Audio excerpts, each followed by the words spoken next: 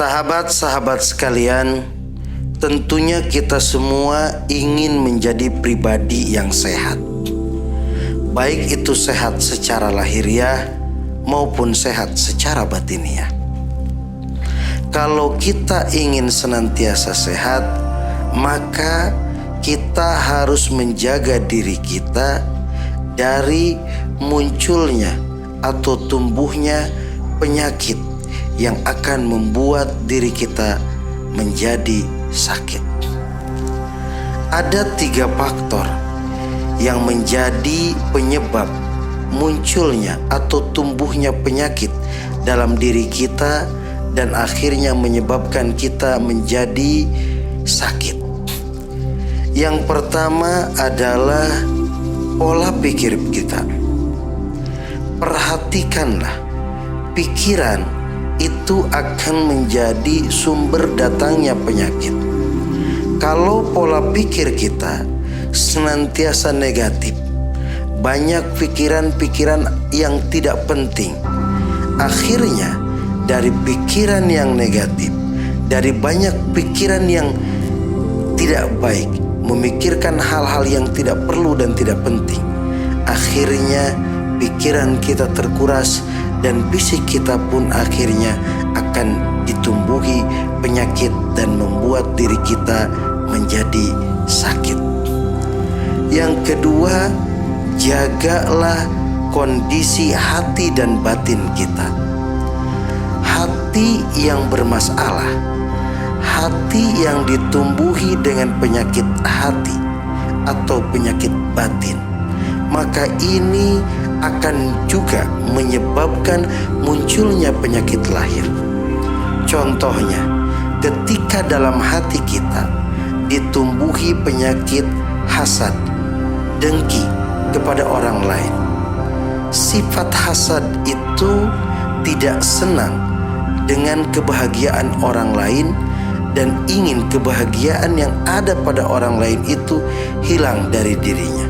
Penyakit ini akan menyebabkan si orang yang terjangkit penyakit hati itu akhirnya tidak nyaman, tidak bahagia, tidak enak makan, dan lama-kelamaan maka dari penyakit batin atau penyakit hati maka akan muncul penyakit jasmani.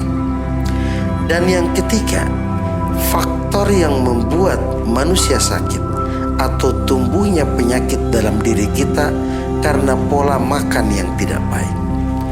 Dalam ajaran Islam, makan itu diatur. Tidak setiap makanan boleh dimakan.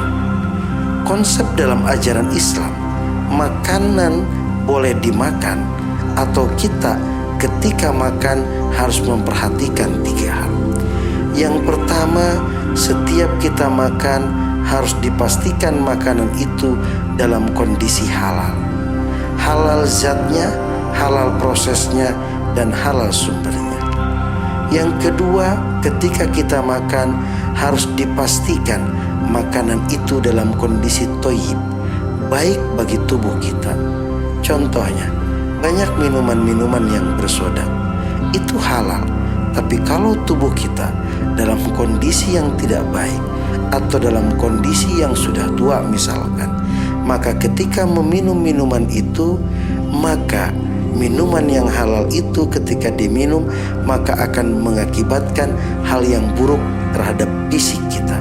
Maka minuman itu dalam kondisi tidak thayyib atau dalam kondisi tidak baik, maka harus dihindarkan. Dan yang ketiga, ketika kita makan, Allah mengajarkan dalam Al-Quran, wala tusrifu, tidak boleh berlebihan. Makanlah secukupnya. Hidup bukan untuk makan, tapi makan agar kita bisa hidup. Dengan hidup kita bisa beribadah kepada Allah Subhanahu wa ta'ala.